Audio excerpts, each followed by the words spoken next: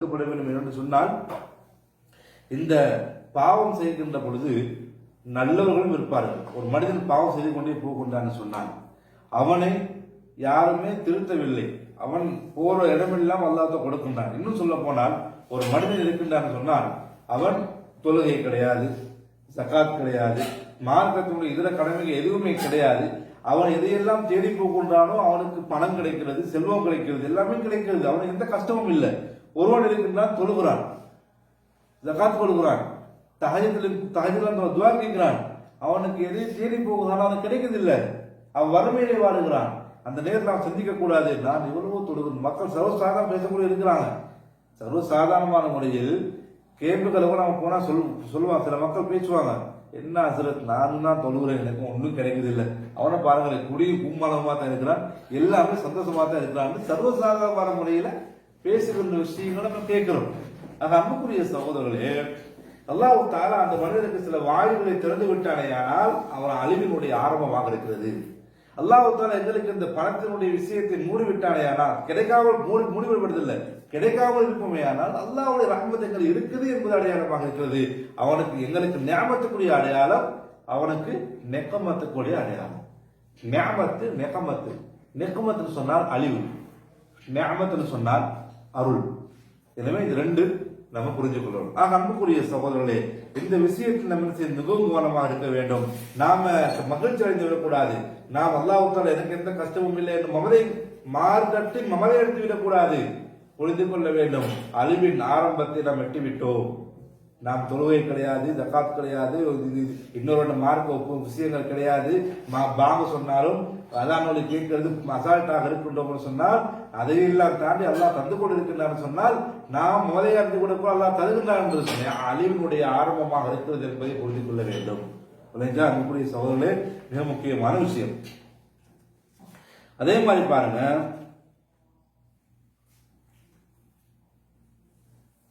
அதே மாதிரி அல்லாஹ்வுடைய அருள்களில் நியாமத்துகளில் மிக முக்கியமானது என்னன்னு சொன்னால், சில விஷயங்களை மிக இலகுவான முறையிலே அல்லாஹ் ஆக்கி தந்திருக்கின்றான்.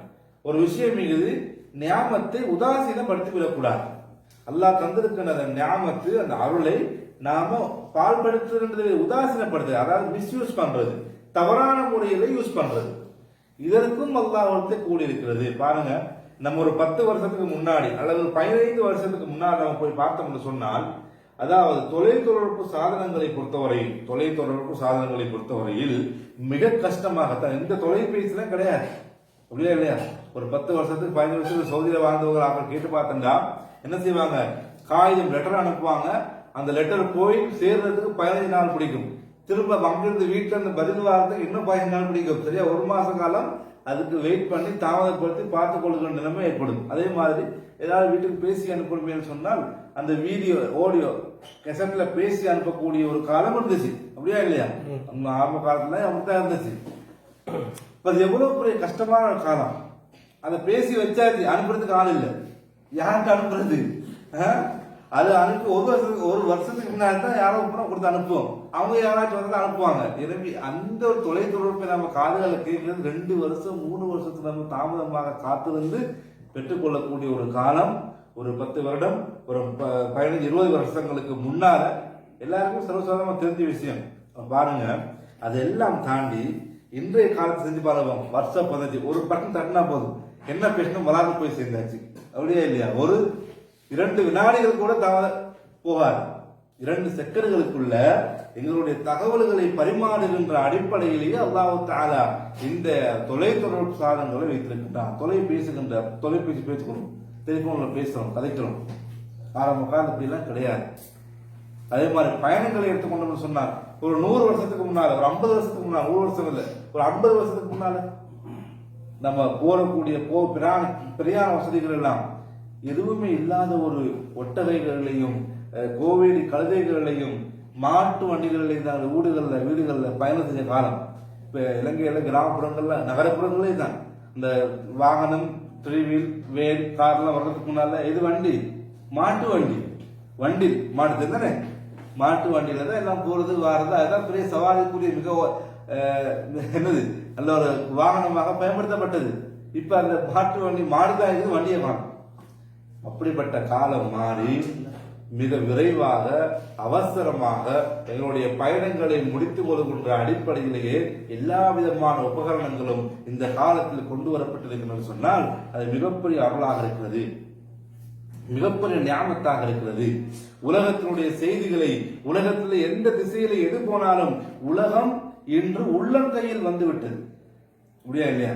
உலகத்துல எந்த திசையில எந்த மாதிரியான நிகழ்ச்சி நடந்தாலும் நம்ம ஏதோ ஒரு மூலையில இருந்து என்ன செய்யலாம், இந்த உலகத்துல என்ன நடக்குது என்பதை பார்த்து கொண்டும் கேட்டுக்கொண்டும் இருக்க முடியும். அப்படிப்பட்ட ஒரு காலத்தை எல்லாம் தந்திருக்கின்றான்னு சொன்னால் அது ஒரு ஞாபகம். அப்ப இந்த வாட்ஸ்அப், இந்த பேஸ்புக், தொலைபேசி, இது எல்லாமே ஒரு ஞாபகத்தாக தந்திருக்கின்றான்னு சொன்னால் அந்த ஞாபகத்தை அல்லாஹ்வுக்கு பொருத்தமான முறையில் அல்லாஹ்வுக்கு விருப்பமான அடிப்படைகளை நாம் பயன்படுத்துவதற்கும் நாம் அதை பயன்படுத்திக் கொள்ள வேண்டும். அதை தவறுதலான முறையில், அதாவது மிஸ்யூஸ், அதை ஹராமான முறையில் அனுமதிக்க முடியாத மார்க்கம் தடை செய்கின்ற அடிப்படையை நாம் பாவிப்போயானால் அது அந்த குறித்தும் அதை குறித்தும் அல்லாஹ் தஆலா நாளை மறுமை நாளில் கேட்பான். தான் சும்மலத்துஸ் அலுன்ன யௌம இது அனிநயீம், உங்களுக்கு தந்த ஞாபகத்துகள், இந்த அருள்களை குறித்து நாம் நிச்சயம் கேட்போம். எனவே அந்த அருள்கள் வருகின்ற பொழுது எல்லா விதமான விஷயமும் செய்திடும். நம்ம தொலைபேசி மட்டுமல்ல, கண்களால் பார்க்கின்றோம், பார்வை, செவிப்புலன், பேச்சுகின்ற முறை, நடக்கின்ற விஷயங்கள், இது எல்லாமே ஞாபகத்தாக தான் இருக்கிறது. பார்வை என்பது மிகப்பெரிய வரலாக இருக்கிறது. இந்த பார்வை ஒரு மனிதனுக்கு இல்லை என்று சொன்னால், பார்வை இல்லாத ஒரு இடத்துல போயிட்டு அந்த பார்வையை கொடுத்து வெகுமதிகளை கேட்டபோது சொன்னால் அவர் மனுத்தியால கணக்கில் பேசக்கூடாது இருப்பார். பார்க்கிறோமா இல்லையா? அல்குர்ஆனே சொல்லுகிறது, பார்வை உள்ளவனுக்கும் பார்வை இல்லாதவனுக்கும் வித்தியாசம் என்ன? பார்வை உள்ளவன் பாதையிலே அழகாக நடந்து செல்லக்கூடியதாக இருப்பான். பார்வை இல்லாதவன் அங்கும் இங்குமாக முட்டி மோதி மூஞ்சி முறைகளை உடைச்சு கொண்ட அடிப்படையிலே நம்ம பார்க்கின்றோம். எவ்வளவு பெரிய கஷ்டம், கையில் எவ்வளவு சிரமம், கால் நடக்க முடியல எவ்வளவு, மற்றவர்களுடைய உதவிகளை எதிர்பார்க்கின்ற விஷயம். எனவே அன்புக்குரிய சகோதரர்களே, நாம் எங்களை சுற்றி இருக்கின்ற, எங்களை உடலுக்குள்ள சொல்லாக இருக்கின்ற அனைத்து விதமான விஷயங்களும் அல்லாஹ் தந்திருக்கின்ற ஒரு ஞாபகத்து. எனவே அல்லாஹ் அல்குர்ஆன் ஆரம்பத்தை ஒதுக்காட்ட அசனம் என்ன? வயின் தஉது நிஅமத்தல்லாஹி லா தக்ஸுஹா, அல்லாஹ்வுடைய அருளை நீங்கள் எடுத்து பார்த்தீர்களேயானால், எண்ணுவதற்காக எண்ணி பார்த்தீர்களேயானால் உங்களால் எண்ணி முடிக்க முடியாது என்று அல்லாஹ் தஆலா சொல்கிறான். ஆக அன்புக்குரிய சகோதரர்களே, அப்படிப்பட்ட விஷயங்களை நாம் சாப்பாடு வந்துருச்சா வருதா?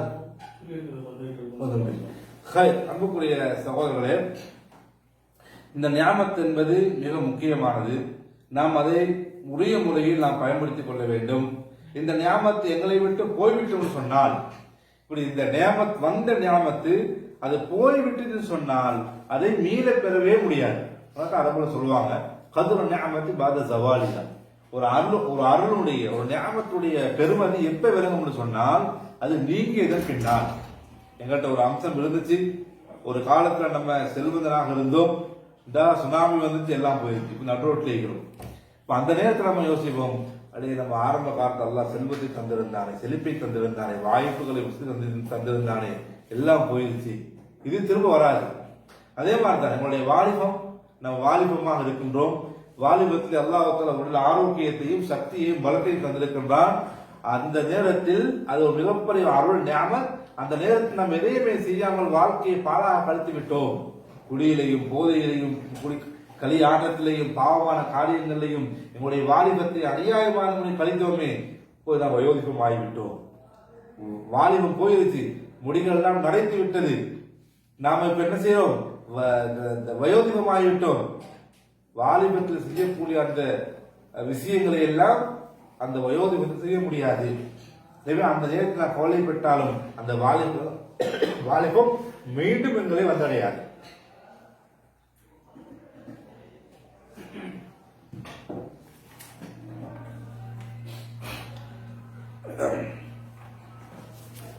பாருங்க, இதற்கு ஒரு சிறந்த எடுத்துக்காட்டாக சக்திகளை அல்லாஹ் தஆலா, அதாவது திலகாத்திரமான சக்திகளை ஒரு சமுதாயத்துக்கு அல்லாஹ் கொடுத்திருந்தான். ஒரு சமுதாயம் மிகவும் சக்தி வாய்ந்த சமுதாயமாக அந்த உலகத்திலே வாழ்ந்தது. அந்த சமுதாயம் அதாவது ஆத் கூட்டத்தினர், ஆத் கூட்டத்தினர், சமூக கூட்டத்தினர் எப்படி வாழ்ந்தார்கள் சொன்னால், மிகப்பெரிய ஒரு சக்தி வாய்ந்த மனிதர்களாக இருந்தார்கள். அவர்களுடைய சக்தியை எந்த அளவுக்கு செய்யலாம்? இன்றைய காலத்தில் மெஷின்களால் செய்யக்கூடிய வேலைகளை அவங்க செய்வாங்க. கற்களை உடைக்கிறது இல்லை. எங்களுக்கு கல்லை தோண்டிடுமா? இந்த கல்லு மலைகளை தோண்டிடுமா? பண்ண முடியாது. ஆனால் அந்த ஆள் சமூகப்படுத்த அல்லாஹ் சக்தியை கொடுத்திருந்தால் அவர்கள் கைகளால் குகைகளை குடைந்து உள்ளால் வசிப்பார்கள். கைகளால் குடைவாங்க. இப்படி மன குடைவோம் களிமண்களை, அது மாதிரி கைகளாலேயே அந்த கல்லு மலைகளை குடைந்து உள்ளுக்கு அவங்களை வசிக்கின்ற அடிப்படையிலேயே அல்லாஹ் சக்தியை கொடுத்திருந்தான்னு சொன்னால் யோசித்துக்கும் சிறிது பாருங்க. மக்காவுக்கு போனீங்கன்னு சொன்னா ஒவ்வொரு மலைகளையும் பெரிய பெரிய மெஷின் போட்டு தான் உடைக்கிறாங்க. பெரிய பெரிய மெஷின்களை போட்டு உடைச்சி பாதைகளாக அமைக்கிறாங்க. ஆனா ஆரம்ப காலத்துல மெஷின் எல்லாம் கிடையாது. இப்படிப்பட்ட சமுதாயத்தை எல்லாம் கொடுத்து மிகப்பெரிய ஒரு சக்தி வாய்ந்த சமூகம். அப்படிப்பட்ட சமூகம் முன்னாலேயும் இல்லை, பின்னாலேயும் இல்லை. அப்படி கொடுத்திருந்தும் அவர்கள் பெருமை அளித்தார்கள். அல்லாஹ்வுக்கு நன்றி செலுத்தவில்லை. அல்லாஹ் சொன்ன அந்த கட்டளையை செய்யவில்லை. அல்லாஹ் சில காற்றுகளை அனுப்பி, சத்தத்தை அனுப்பி அந்த ரெண்டு சமுதாயத்தையும் அல்லாஹ் அழித்து விட்டான். சூரத்துல் கியாமா, சூரத்துல் ஹாக்கா என்று சொல்லப்படுகின்ற ஒரு அத்தியாயம் இருக்கு. அது ஹாக்கத்து மல் ஹாக்கான்னு சொல்லுகின்ற சூரா. அந்த பார்த்தீங்கன்னு சொன்னா அதுல அந்த விஷயத்தை எல்லாம் சொல்றோம். 7 இரவுகளுக்கு நாம காற்றை அனுப்பினோம், அந்த காற்றின் மூலமாக அழிந்து விட்டார்கள். அதே மாதிரி சத்தத்தை அனுப்பினோம், அவர்களுக்கு குகைகளுக்குள்ளாக இருந்தார்கள். அவர்கள் நினைத்துக் கொண்டார்கள் எந்த சக்திகளால் இவர்கள் அழித்து விட முடியாது என்று. அடுத்த நாள் அந்த சத்தத்தின் மூலமாக, பிரம்மாண்டமான சத்தத்தின் மூலமாக அவர்கள் மரங்கள் சாய்வது போன்று சாய்ந்திருந்தார்கள். அந்த அளவுக்கு உயர்ந்தவர்கள், அந்த அளவுக்கு சக்தி வாய்ந்தவர்கள் என்று அல்லாஹ் தஆலா சொல்லுகின்றான். ஆக அன்புக்குரிய சகோதரர்களே, இது நிதர்சனமான முறையில் நம்ம கடந்து வந்த இஸ்லாமிய வரலாறுகளை படித்து பார்க்கின்ற பொழுதும் கூட நியாமத்துகளுக்கு அருள்களுக்கு நன்றி செலுத்த மறுத்து விட்டுவோம் என்று சொன்னால், அல்லாஹ்வுக்கு நன்றி உள்ளவர்களாக மாறவில்லை என்று சொன்னால் அந்த நியாமத்தை அல்லாஹ் தஆலா பிடுங்கி விடுவார். அதற்கு பின்னால் தண்டனைகள் ஆரம்பித்து விடும். எனவே தந்திருக்கின்ற நியாமத்துகளை சரிவர செய்வோமேயானால், நியாமத்துகளுக்கு நன்றி செலுத்துவோமேயானால், அல்லாஹ்வுடைய இதர கடமைகளை சரிவர செய்வோமேயானால், மார்க்கத்தோடு விஷயங்களை செய்வோமேயானால், அல் குர்ஆனை படிப்பதற்கு முக்கியத்துவம் கொடுப்போமேயானால், அல்லாஹ் தஆலா எங்களுடைய நியாமத்துகளை இன்னும் இன்னும் கூடி தருவான். எங்களுக்கு நோய்வாய்ப்பட்டிருக்கின்றோமா, அல்லாஹ் நோய்வாயை குணப்படுத்தி ஆரோக்கியம் தந்து விடுவான். வறுமையிலே வாழுகின்றோமா, வறுமையை நீக்கி அல்லாஹ் தஆலா செல்வ செழிப்பை வாய்ப்புகள் வசதி தந்து விடுவான். எனவே தந்துகிற நேரத்தில் அல்லாஹ்வோடு தொடர்பு சரியாக இருக்கப்பட வேண்டும். அப்படி இல்லை என்று இருந்தன சொன்னால் இப்படி அல்லாஹ் பிடுங்கி விடுவான். அந்த நேரத்தில் கை செய்யப்படுகின்ற கவலைப்படுகிற நிலைமை ஏற்பட்டுவிடும். எனவே அன்புக்குரிய சகோதரர், இந்த அடிப்படையில் நாம் தருகின்ற அந்த சொற்ப வாழ்க்கையிலே, நாம் வாழுகின்ற சொற்ப வாழ்க்கை இன்னும் கொஞ்ச காலம் வாழ போகின்றோம். எனவே இந்த தந்திருக்கிற ஞாபகங்களை எல்லாம் நல்லுகளை எல்லாம் கவனத்தில் கொண்டு நாம் இன்னும் எங்களுடைய மார்க்க விஷயங்களை அதிகம் செய்வதோடு, குர்ஆனை படிப்பதில் கவனம் செலுத்தி முக்கியத்துவம் முதலிடம் செலுத்துவதோடு, அல்லாஹ் தஆலா எல்லோருக்கும் நல்ல தேக ஆரோக்கியத்தையும் உடல் ஆரோக்கியத்தையும் தந்து மறுமையிலே சுவர்க்கத்தை அடைந்து கொள்வதற்கு அல்லாஹ் தஆலா தௌஃபீக் செய்வானாக கூறி நிறைவு செய்கிறேன். வாஹிரு தஅவானா அல்ஹம்துலில்லாஹி ரப்பில் ஆலமீன். வஸ்ஸலாமு அலைக்கும் வரஹ்மத்துல்லாஹி வபரகாத்துஹு.